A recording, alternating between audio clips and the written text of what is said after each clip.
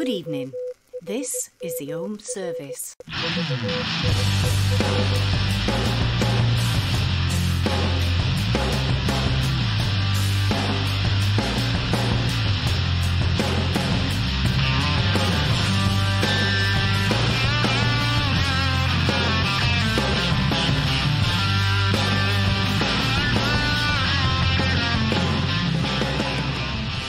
Wahoo!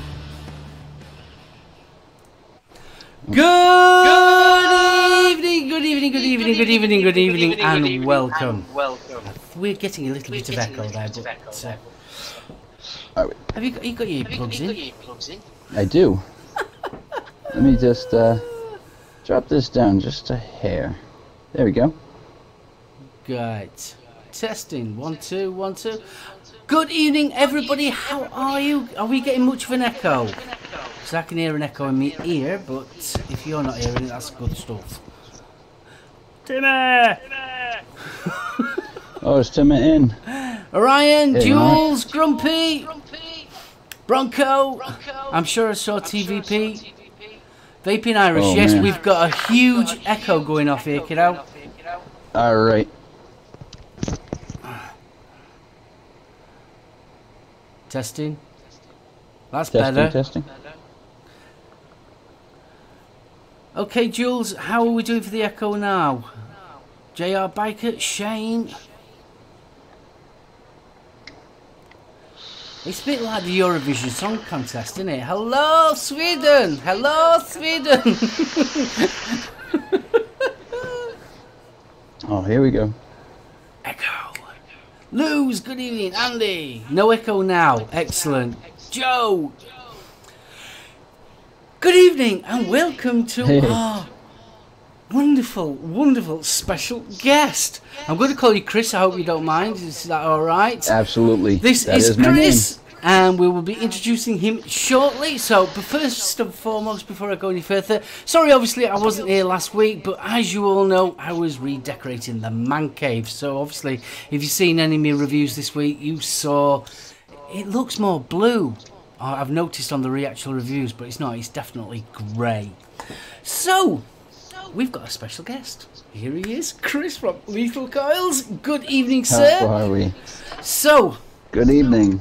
Traditional as it goes, obviously being on my live show, you have got to go first. So, what are you vaping on? Well, first up, we got the mongrel and the dead rabbit with the brass butcher cap. What else? We have the OG Goon on the Speak No Evil. And last but not least, we have the Limitless RDTA on the Voopoo Drag. I hadn't used the Limitless RDTA in yonks. How'd you get on with them? I love it. I just don't use RDTAs or RTAs much anymore. Pretty much mainly dripping, but I'm trying to get back into some things that I haven't really been doing much. You've also got the Slamp mod, haven't you? I do. I forgot about that one. I don't know how. So the question... MP brass knuckle. Yeah. So the question I've got to ask is, on the locking system on that one, obviously, is that a genuine or a clone? If it looks anything like that, right, then it's then that's the same style as the authentic. Yeah. So how does it work? Do you just turn it one way? Is it? Yep, I find that I have to kind of put my finger on the switch just a little bit, not enough to press it, but you can feel, as you turn it, you can feel it start to... There we are. You can feel it when it catches and when it releases, so... Yeah. They hit like a train. I had to go at the original at London Vape Show, and honestly, jeez, that is one hitter. It really is a strong one. So what juices are we on? Juice, we are on with the Berry Milk Pie from Primitive Vapor Company. Also, where is it? we've got some Banana Nut Bread Bonanza from Culinary Confections. And lastly, we have Lady P, which I'm almost out of. I'm going to have to change that up, from Knucklehead Vapes. Ah, right, and I suppose it's my turn then, really. Right, what have I got? I've got me drop RDA with the Raiders from New Sonic, and in that I have got Orange Sticky Bun from Mamas. Ooh, Yeah. that sounds good. Yeah, it's a Sunday morning, the Mama's Way, a gooey cinnamon bun with a sugar orange glaze. It's rather nice. I love an orange glaze. That is really nice. Shane, good evening to you. I've also got the Nada with the Noisy Cricket, and in that I have got the Rochford Project Black Vine that I did a review of last night. So that is Yes, I saw that. That is absolutely gorgeous. I've also got me Punchbox Parallel Mod. This is my Parallel Mod. Oh, Nice little parallel from True Mods, this one. Very basic inside there, but really nice. In that, I have got blueberry cheesecake from Mama's. And I've also got the Bonza with me Comp Life Barley Twist, as I call it.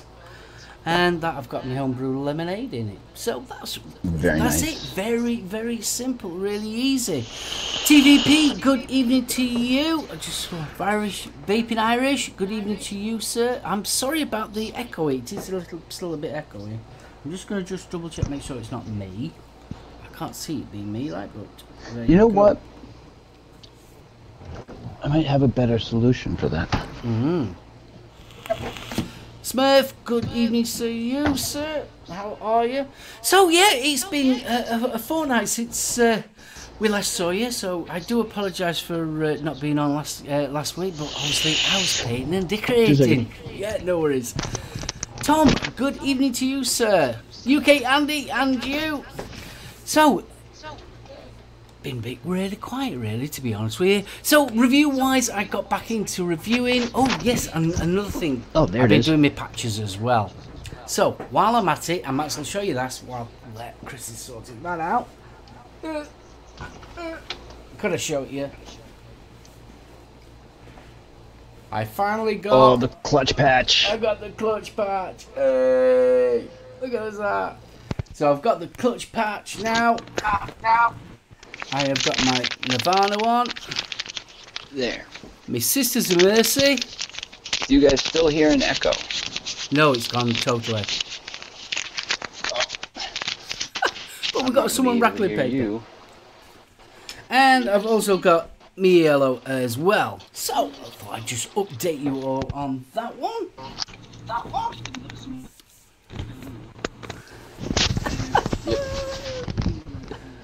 There we go. How are we doing now?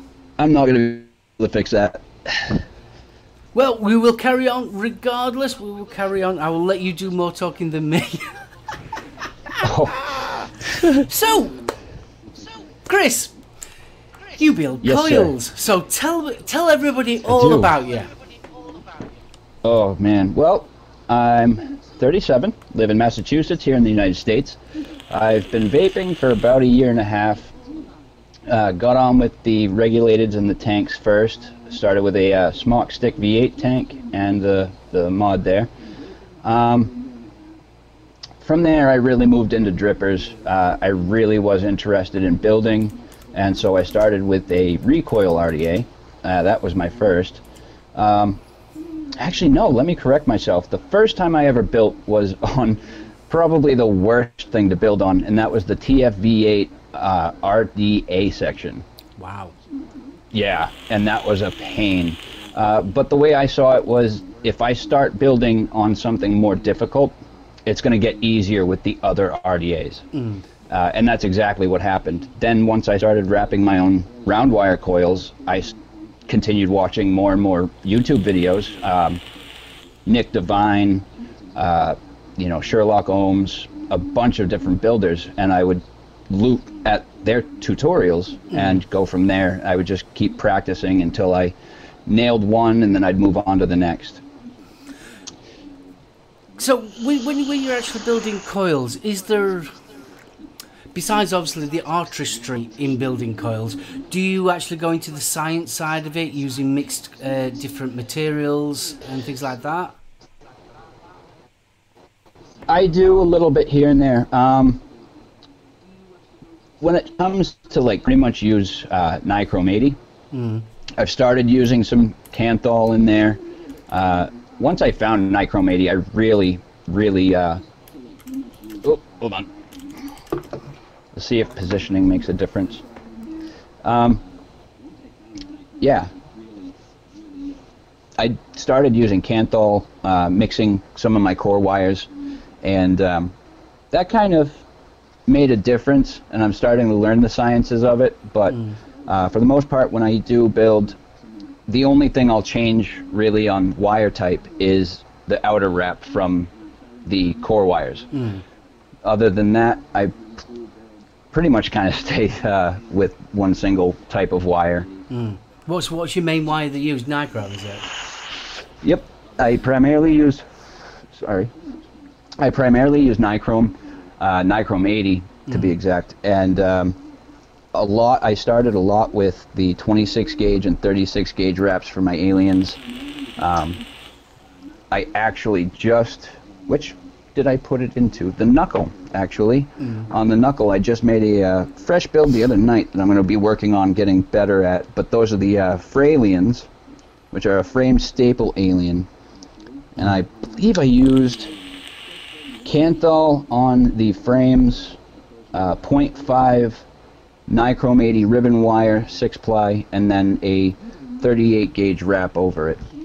Hi, Robert. Obviously, we're both into as mechs. Now, I always find that, so like getting into posh coils, as I call them, ramp up time always seems to be the problem. It always seems to be the trade-off that you get, because obviously when you're doing complex coils and things like that, obviously your ohmage is already going to go down already. So right. Obviously then you've got the problem of the ramp up time. How do you combat that? Well, me personally, I vape very aggressively, but I also vape very low. And not to a point where I would recommend or suggest for anybody else. But my personal favorite vape right now, and I use it every day, is a 0.07 3-wrap of those aliens. And let's see, do I have one set up? Not there. I do have one. Oh, those are my 4s. But those are reading at about a 0.09 to a 0.1. Right. Let's jump that up to 100 watts. You see, I normally end up finding, because obviously I use a lot of mechs, I use a lot of round wire for the simple reason of ramp up time more than anything else. Because I roughly vape round about the 0.1 ohm. So obviously anything lower than that, and it's sort of like, obviously you've got to be careful with batteries, as we all know. But it's sort of like, with nichrome, obviously that ramp up time is a hell of a lot quicker anyway. It is. So obviously, if you're mixing the wires, do you sort of like mix with Kanthal overwrap, or just? I will, if I do mix wires, I'll mix core wires.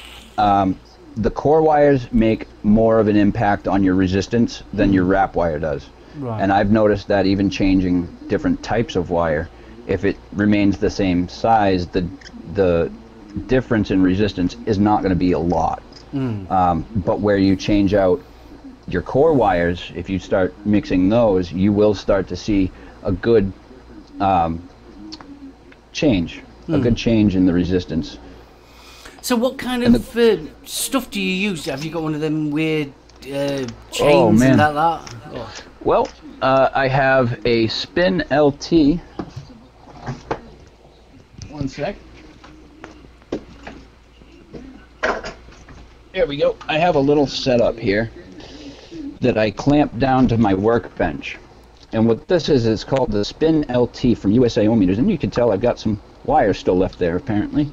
But I also use some nice high-quality bearing swivels, or ball bearing swivels. But the Spin LT has 2 Red Bones Swiss bearings and that was a mod. And it just does not catch. Absolutely doesn't catch. Makes spinning so much easier. When I first started, I was using just generic Walmart brand fishing swivels, and those aren't really recommended because they do catch a lot. So I, at first, had a lot of problems trying to keep my wires straight and not bunch up. Once I picked up the Spin LT, it made everything else a breeze. I had literally almost zero line twist, and it's just been working out great. I've been using it ever since. Yeah. Cool. So when you first started, what was your first coil? Well, I started with the basics, which is where I suggest anybody, if they're interested in starting, start from the basics. Go to a Clapton. That was where I started. Once I really nailed my Claptons, I decided I was going to move up and start adding a core to that to make fused Claptons. From there, I just went to 3 cores, the fused Claptons, and once I got the 3 cores and was able to keep them straight, that's when I really decided, all right, we're going to go ahead and give a shot at an Alien. It took me a while. Over a month, not quite a month and a half, but over a month to really get the feel for it. I'll tell you, I went through a lot of wire. Yeah, I can imagine. Jeez. Oh man. Oh, yeah. So, what's your idea? Are you sort of like thinking, oh, I wouldn't mind building my own style of coil or anything like that? Have you got something in your head that's sort of like, I'd really like to master this? I'll tell you, I've got a lot of inspiration, and I would really love to start building my own little creations. But Instagram is a great place for all sorts of inspiration. There's plenty of great coil builders there, as well as there's a group page called Coil Wars, and they do a bunch of, I don't know if they still do, they did a bunch of competitions where they would give you a challenge to make a build, but it had to use a certain aspect. Like, you make a build using aliens, or make a build using a helix. So that's a good place to get inspiration. And I do have some ideas, but I'm trying to figure out how they're going to work and how to actually put them together. Shane, if you've got any questions, or if anybody has got any questions, you'll have to go through on chat and let me notice them, because obviously Chris hasn't got chat up. So if yes, I actually do. Oh, you have? Oh, I do apologise. Big boy, thank you very much, and I understand exactly how that goes. So I've got to ask, obviously, what were you building reasonably low in that? What type of batteries do you use? Well, for 18650s, I did some research the last time I bought batteries, and pretty much now my staple 18650 is the 20S from Samsung, which is a 2000 mAh true 30 amp 18650. And I did my research looking on Battery Mooch's charts and on his Facebook and all, and he rates them as the top 18650 on the market, beating out the VTCs as well as the 25R. Right. And that's what they look like. Right, because I'm a Sony VC, I use me VTC's 5As, which they're very good. I still rate them. Absolutely. Little battery. I didn't really look into batteries when I picked up my 2700s, so I've got a couple of iJoys and an eFest or two. But for my 21 700s, I use the Samsung 30Ts, which are a dream to vape on. They really are. I've got some 2700s, obviously. And to be honest with you, I'm at the moment, I don't know whether it's me or what, but I've got iJoys and I have got the vape cell from Fogstars. They're not vape the black cell. With the gold? Yeah. Yep. But they're just not lasting. They're just not lasting a long time at all. In fact, some of the batteries will last shorter than the 18650s. Yeah. That I believe that really comes down to the mAh rating. Is the mAh rating is the capacity of the battery, how much of a charge it's going to hold for how long. So, like I said, the 20S has only a 2,000 mAh rating, so it's going to have a shorter length of life before it needs to be charged than, say, the 25R or the VTC 5As. Cool.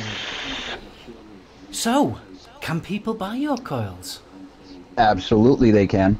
I'll leave you to it, and I'll let you tell everybody in chat. Well, I do have a product page on Facebook. You can find that at Lethal Coils. You can also find my group page, Lethal Vape Crew. I do post a bunch of pictures, and I don't think I've posted pricing yet. I generally tell people, PM me if you're interested, and we'll sort out the details there.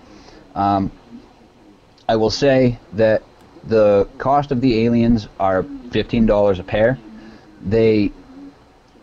A lot of the people that have contacted me so far have been from the UK, and because the shipping is so high cost from here to the UK, I really suggest if you're going to contact me, plan on 2 pairs or more, just to kind of make the shipping worth it. I don't to pay the same in shipping as you're paying for the coil itself, the pair of coils itself, is kind of silly in my head. So but yeah, believe it or not, on the same comparison of that, I was trying to get hold of a clutch patch, as everybody knows. To get a clutch patch from the States, if I went through just general, it costs twice as much for the shipping than it does for the patch. Yeah, that's exactly right. I don't get it. I don't know why we have to charge so much for shipping. The other thing that I've noticed about shipping is that when I order items from the UK, they generally leave that country the very next day. And yet it still takes another 6 days once it reaches our shores to get delivered. It just tells me that we're a little bit lazier. I don't know. I mean, we get stuff from America, and you have to wait for our lot to go through it to make sure it's all right. Right. So yeah, that can sometimes take some time.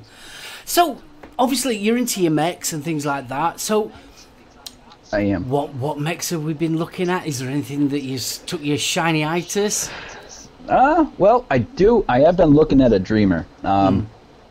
The Dreamer mod, it just looks so nice, and I've heard very, very good things about both the single tube as well as the stacked version performing fantastically. So that is definitely one that I've been kind of anxious to get my hands on. To be honest, I haven't really been looking too hard into all of that. I've been very, very busy between the coil building and trying to sort out everything on social media, as well as, my home life and, having a daughter and, dealing with the house. Yeah, so. As you do. So I've got to ask, obviously, where you live. What's the vaping community like where you live? Well, I'll tell you, there's not much of one in my immediate location. Where I actually live kind of away from a lot of things. We're just kind of set back out into the woods a little bit. It's only like a 5-minute drive to town, but the vape community here in my immediate location isn't that big. But I do have a community that I'm a part of as well from New Hampshire, which is about 15-20 minute drive from here, that I connect with pretty often. And I get connected with a lot of people, and this is kind of a tip for anybody that really wants to get more involved with the community and start meeting other vapors. Go to your local B&M shop. A lot of them, especially here in the US, a lot of the shops don't mind if you just come in. A lot of them have lounges just so that you can come hang out, have a vape, and I've met a lot of people, a lot of vapors that way.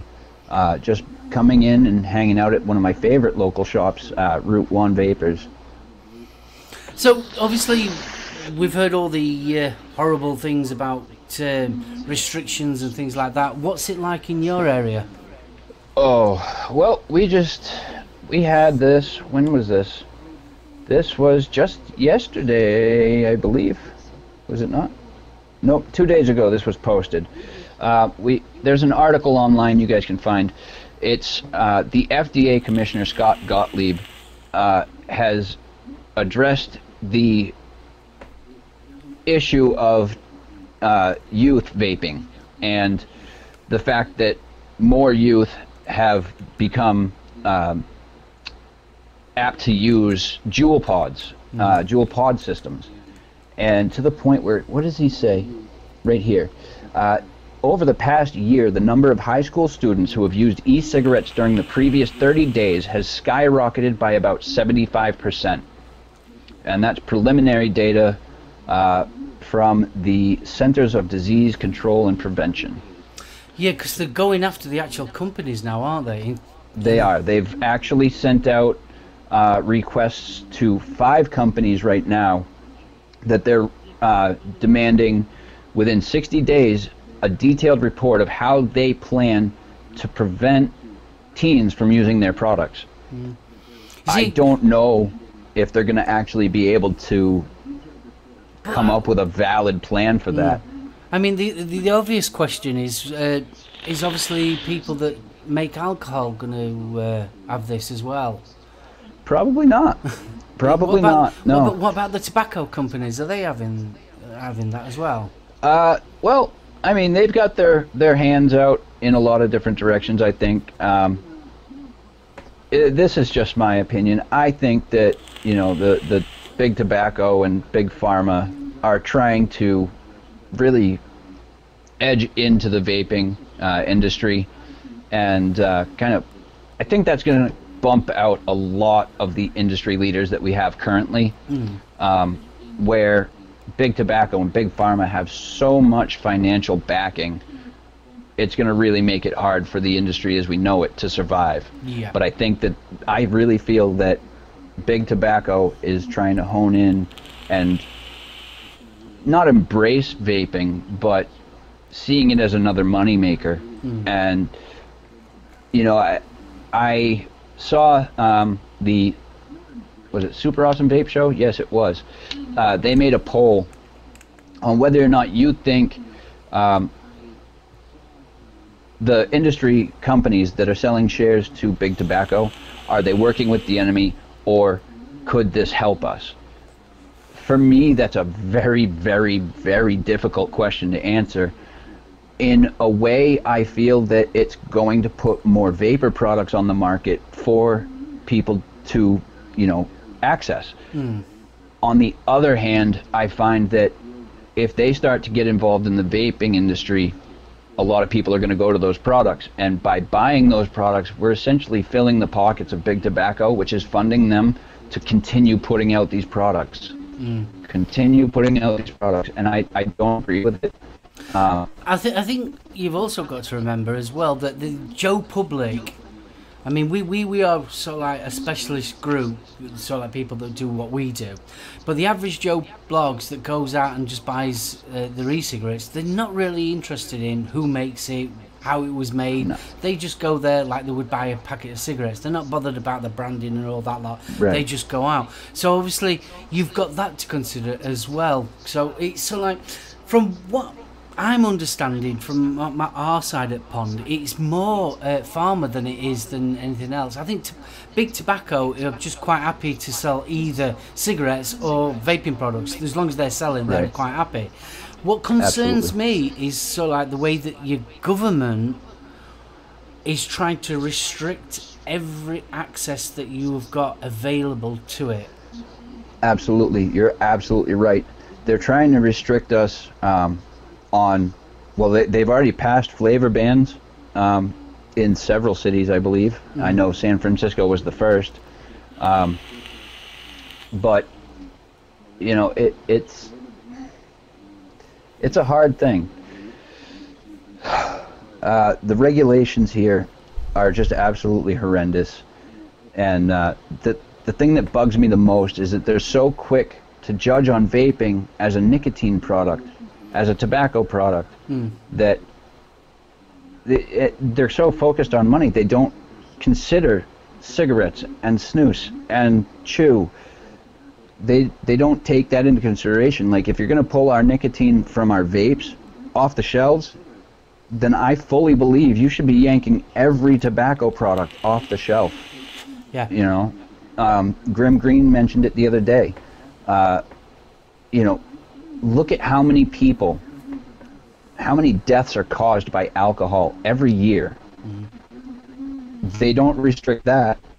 That's perfectly legal to go down to the next shop, you know, across the street and pick up a six-pack or pick up a bottle. It's so readily accessible that it's ridiculous, and it causes so many deaths every year. Yet, I don't think I've heard of one death from, you know, responsible vaping. No, not one. I haven't, not at all. But it's, you know, it's all money here. I really believe that's exactly what it is. It's a lot of capitalism.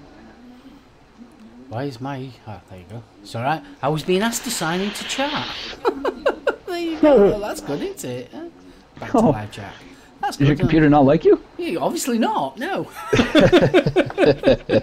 I mean, another thing, getting back to it, you guys have got carding systems, so obviously you've got to prove your identification. So if you're getting this epidemic that's coming across for underage vapors, obviously, is this card system not working, or how? Well, just like cigarettes, here in the States anyways, I'm fairly certain everybody's got this issue, but there are people that just care about the dollar. Even if they're carded, they don't really care. There's a lot of businesses that won't ask you for it, specifically for that reason. At least that's how I feel. If you show your ID and you're underage, I'm sure they're going to ask you to leave, but a lot of places, like I said, won't even ask. And so it's just like cigarettes. Kids could go in and, you know, buy a pack of cigarettes just because they are more focused on money and making a sale than, you know, the safety of the youth. Obviously, me as a grown adult, you're just trying to work out why they seem to be going after the companies and not the actual people that are selling the products. That's exactly right. That's the, I think, the target, where the target should be on the shops. The responsibility is theirs to make sure that they're selling to appropriately aged individuals, and a lot don't do that. Like I said, they're concerned about a sale and not really that much about the kids. And you see, because I mean, especially with the Juul, I mean, we'll go for the Juul as a product. I've never actually used one, but I know what they look like, and you could not get a more adult looking packaging. You couldn't get any more adult looking product, full stop. So it's not even like it's even got, you know, silly characters on it, or, you know, it's silly names and things like that. That is very, should we say, child type. That sort of like a lot of, almost like a demographic is children. Yeah. Do you know what I mean? It is a very adult looking product, so it sort of like makes you wonder how are they going to change or do anything to actually change that situation. Absolutely. There's way too many companies on the market that I feel do that. They use cartoony, colorful images, and no, not always is it intended to, you know, really sell their product to minors. But I think I've only seen, you know, maybe 2 or 3 companies since the FDA has really been starting to get down on us that have actually changed their branding. They've actually rebranded their product, but that's only been 2 or 3 companies, I think, that I've seen that from. And the rest, I mean, this is mild. That's mild, but, you know, stuff like Candy King, there's... Hello, Roxanne. Stuff like this. Cocoa Pops. You know, the colorful images are gonna spark an interest in younger teens and the youth that are looking into these products. I think that that's a bad idea. I think that if we had, who is it? I can't remember. There's one company I can remember. It's basically just a plain label with their brand name and the flavor of the liquid plus all the, you know, the other writing. But it's pretty much just a single color and white. And that's it. You know, like there's one that's just blue and white writing. I think that, you know, even this, I think that's perfectly acceptable. Yeah. I'd be fine with that. But a lot of the companies, like I said, they show these cartoon images. There's one company I absolutely can't believe they're actually in business. They make a juice line called Dr. Sugar Chits. Okay. And I absolutely, yeah, exactly. I cannot believe that they're still in business. It's things like that get me. And I know that there are a lot of people that have been tired of hearing the, you know, fight against marketing to youth, but it's a real problem. It really is, and it's one that does need to be addressed as much as possible. You know, and there was a mod that I saw in a live show a couple of weeks ago, the Fush mod. Have you seen that one? Yeah, the that Fush glow mod. stick. You know, I saw a lot of hashtag adults like LEDs, and that's true.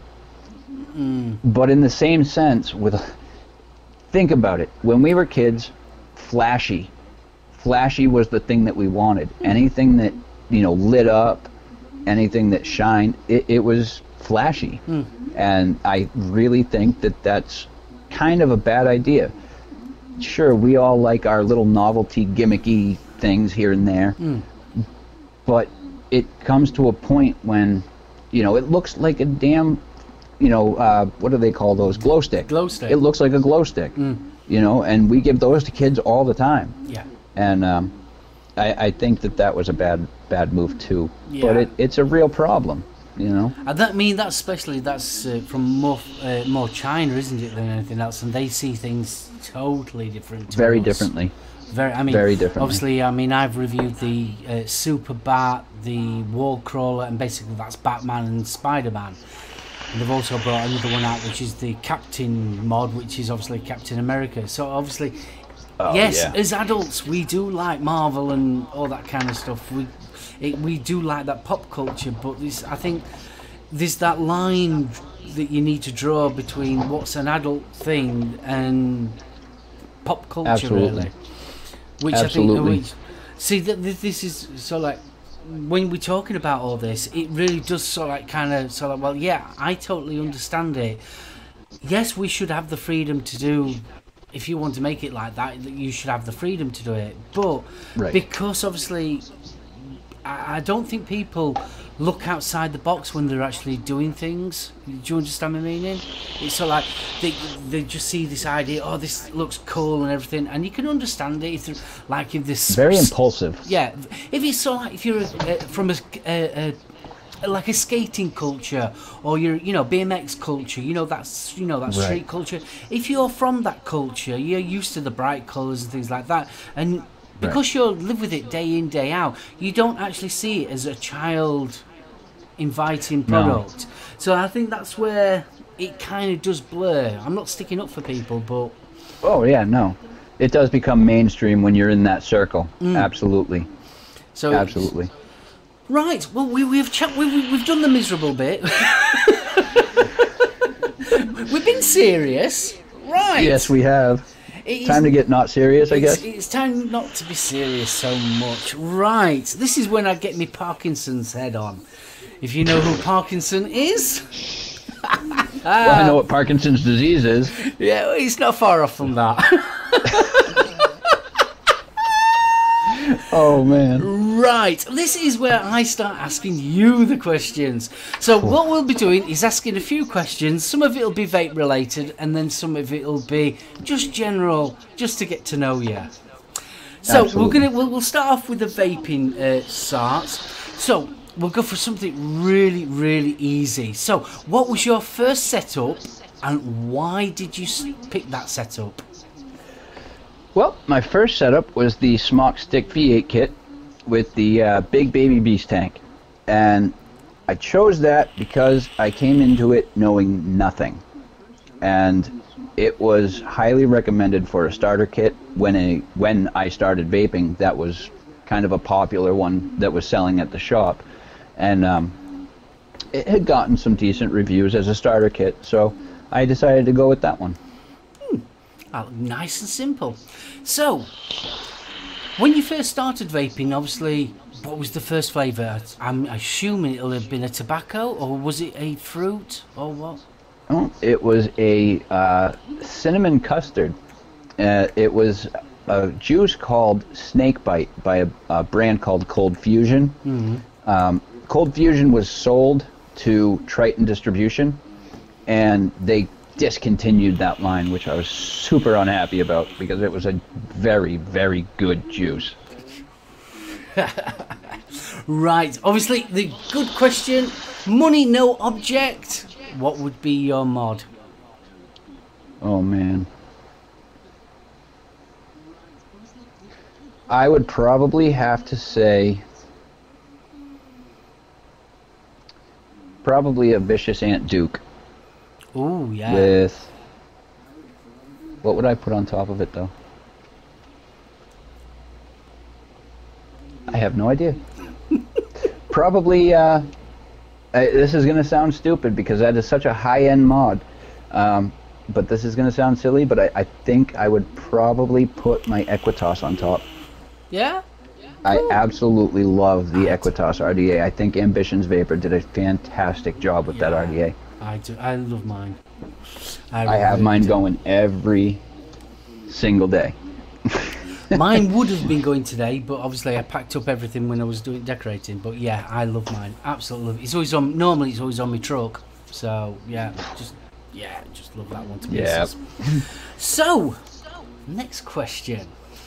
Desert island. You're on a desert island. You can only take 2 mods that is already in your collection, and you can only take 2 juices. Alright, this one's gonna be a hard one. Alright, so 2 mods, 2 juices, or 2 setups and 2 juices. I would have to pick 1 mech and 1 regulated. I think I would probably, this is gonna sound silly too, but I think I would probably take the mongrel. Probably keep that dead rabbit on top too. And for regulated,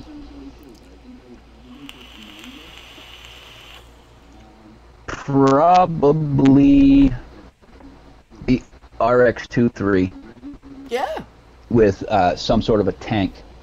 I'd probably throw the Valerian on there, to be honest. And juice? Juice. One would absolutely have to be Strawberry Jam Monster. I adore Jam Monster liquids. Also have on another one, I've got the Raspberry. But the Strawberry Jam Monster was the first one I've tried and was absolutely delicious. Second juice I would probably bring with me would probably be, and this is going to be an awkward one, but Carnival Juice Roll-Ups Roll Whip, which is a, that's a sugar waffle cone vanilla ice cream with pineapple and whipped cream on it. That's delicious. Right, for your next question. What don't you like about vaping?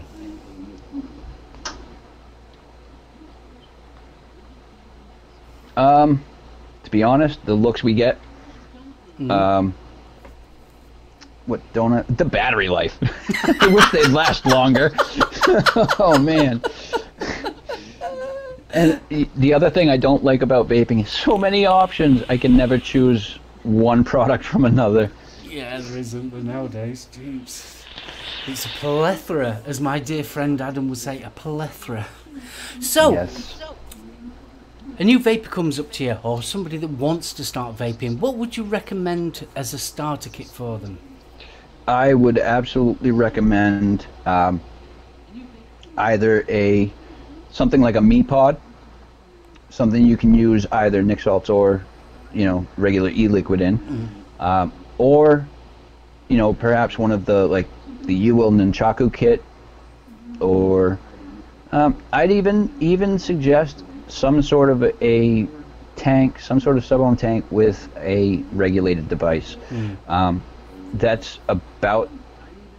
Starter kits are great, and I approve of them, but I don't think that they last long. I think that you grow out of it pretty quick, and so I think that if you started with something like the Vupu Drag is kind of expensive, and it's very accurate. It's got that gene chip in it. But I think even if what was my first actual box mod? It was the Wismec Predator 228.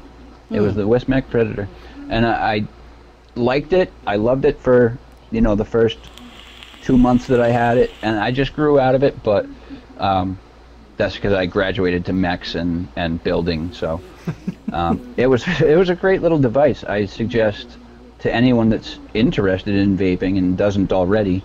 Well, if you don't need it, if you don't smoke, don't do it. But if you're a smoker that wants to get off of them and find a way that works and try vaping, then start with some sort of a SoulOhm tank, whether it be a smock, beast style or line tank, or one of the UL line tanks, even the what is it, the Aspire Cleto, the new one there. Yeah. I think even anything like that, any regulated with a tank would be perfect for a beginner. Right, well, we've done the vapor bit. Now we're going to get a little bit more to knowing you. So, what's in your CD player? Oh, Lamb of God. Right now I'm on a Lamb of God kick. Lamb of God, Slayer, or Motograder. A lot of people haven't heard of Motograder, but those of us who have know that Five Finger Death Punch's lead singer there, Ivan Moody, that was his first band. And I've seen them a handful of times at some small venues, gotten to meet and greet with the guys, got to hang out with them after the show. Great group of people. But they have made really, really good music too. Yeah. So. Cool. So when you was a teenager, whose poster did you have on your wall? Slipknot. Cool. Oh man, Slipknot. I grew up in a very Christian home. My mother's a minister of a Nazarene church, and so we were very, very sheltered, for lack of a better term. So we weren't really exposed to mainstream and, what does she call it, secular music, or any media at all, be it movies, TV, anything like that. So I didn't really grow into my really curious side about the outside world until I had already left the roost, as it were. So my next question's going to be, what's your favourite film and why? And tell me it's The Lion King. Why? Please tell me it's The Lion King. Or is it Frozen? Oh man, let it go, let it go. No. Can I tell you, I have an 11-year-old daughter. If I have to hear that song one more time, I'm gonna shoot myself. Oh jeez. Favorite movie? Hey. I'll tell you, I can't decide on one. If I could pick two, yeah, you could go. It would be. If I could pick, well, I'd have three, but go for three. My if first you want. two. All right. Top is Scarface. Love Al Pacino. I'm a big Pacino fan. Second up on the list would have to be Harley Davidson and the Marlboro Man. Very classic film. I absolutely loved it. Mickey Rourke and Don Johnson are absolutely fantastic in that movie. And the third was The Boondock Saints. Really? And I think that one's pretty self-explanatory. Yeah. Really? Yeah. Excellent. So, obviously you've got a little one. So, what's your little one's called? My little one is Ariana Marie. She's 11, and she's doing great. She's actually at a track meet right now. She signed up for cross country this year, so she's doing very well with that. Out of 80 something competitors last track meet they had, she came in number 57. So I mean, it's not horrible, but she's running every day, so she's doing well. Awesome. We're very proud of her. Oh, definitely. On about being proud, besides your daughter, give us something that you're really proud of that probably not many people know about.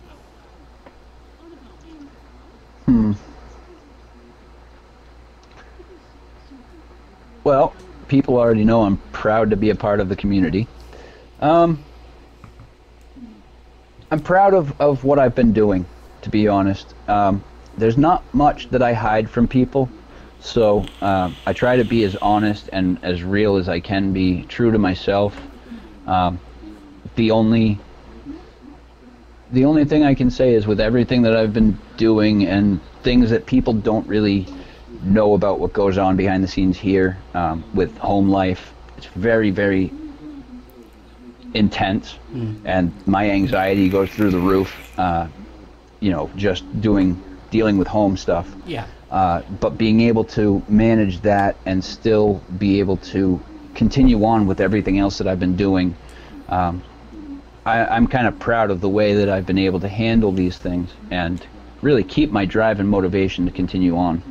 Awesome. That is an absolutely wonderful answer. That absolutely brilliant. Right, my next question, and I'm going to leave this one to my final question. Oh boy. Have you got a hidden talent that not many people know about? A hidden talent? Are we a singer in the shower? Actually, I headbang in the shower, to be honest. I got this lovely mohawk that I got grown out for quite some time. So when my hair gets wet, I always have my phone in there playing some sort of metal. And I end up doing that. I just end up, singing and swinging my hair. Absolutely brilliant. Right, well, obviously we've got the last 5 minutes, so if anyone in chat has got any questions, we normally leave it to you guys. So if you would like to ask a question, either to either of us, so that would be awesome. So while we're waiting... Jules! Chris is proud to be my friend, says Jules. When are you coming to the UK? Are you ever going to be able to come to the UK?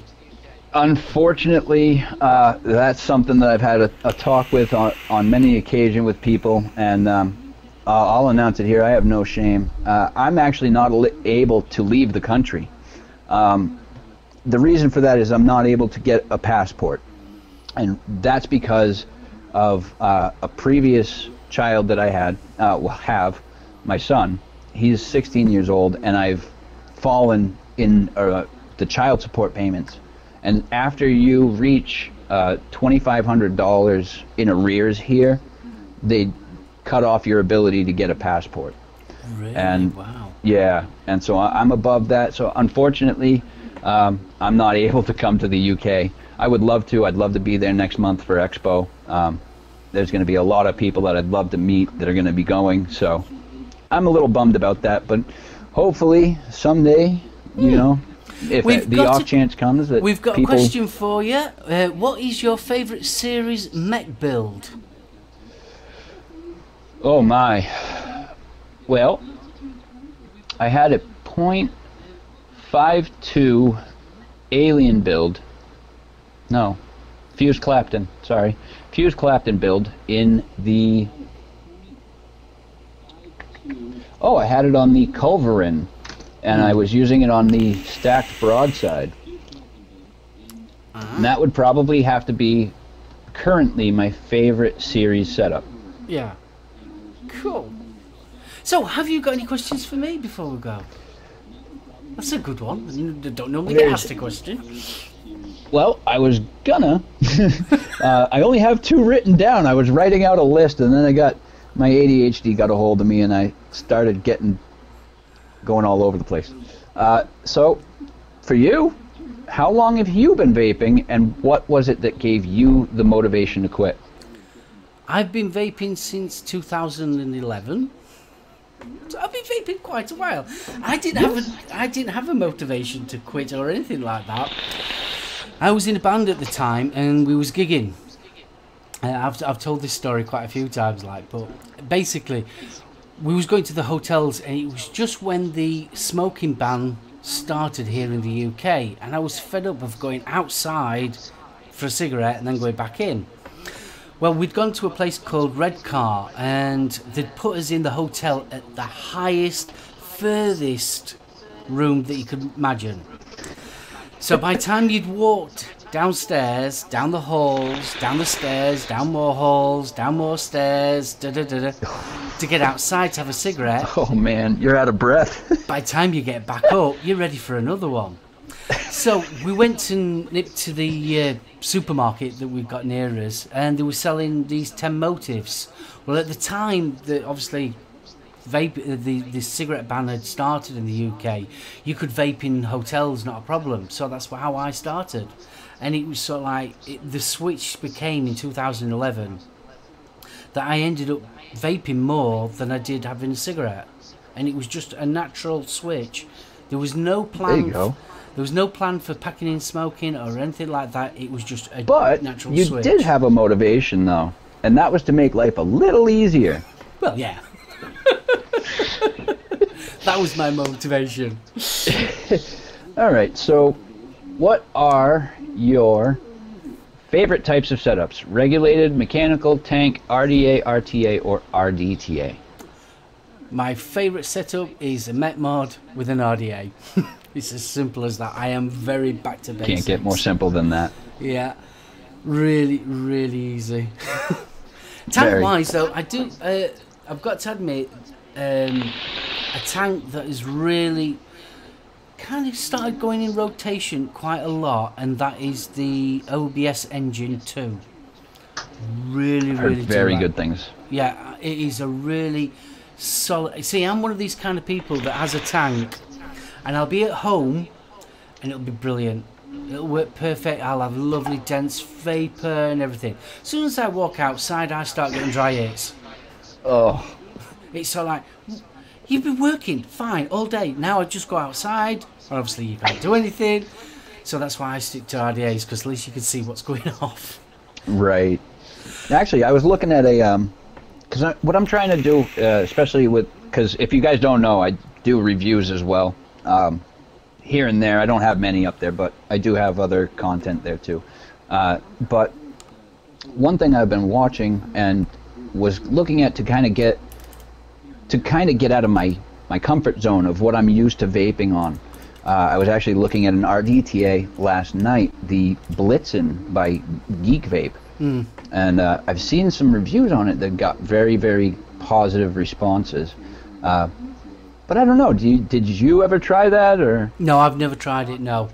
But I've heard good reports about it. Yeah. Well, we are on the hour. Wow, that has gone so fast, I can't believe it. I mean, that is probably the fastest hour I've ever had, I've got to admit. Wow. So I'm going to call this a day and say thank you very much to everybody in chat. Thank you so much for all your input. It's been absolutely brilliant. Chris, it has been absolutely wonderful. I hope that we can do this again soon. Absolutely. It's been a great pleasure and an honor, buddy. Thank you for having me today. It's been brilliant. I've really, really enjoyed it. And it's, like I said, it's gone a bit too quick, to be honest with you. Yeah. Oop. Sorry. There you go. Overdripped. Oh, don't you just love overdripping? I'm terrible for doing that. Got a mouthful of juice right there. Oh, lovely. That's good. It's a good job juices taste nice these days, isn't it? It's not like back in the day when it's that Hang Seng stuff. Wish it were 0 mil. Yeah. Right, I am going to call it a day. Thanks ever so much for everyone in chat. You have been absolutely wonderful. And I will see you all next week. So, as always, thanks for watching. And I'll be vaping. Bye all.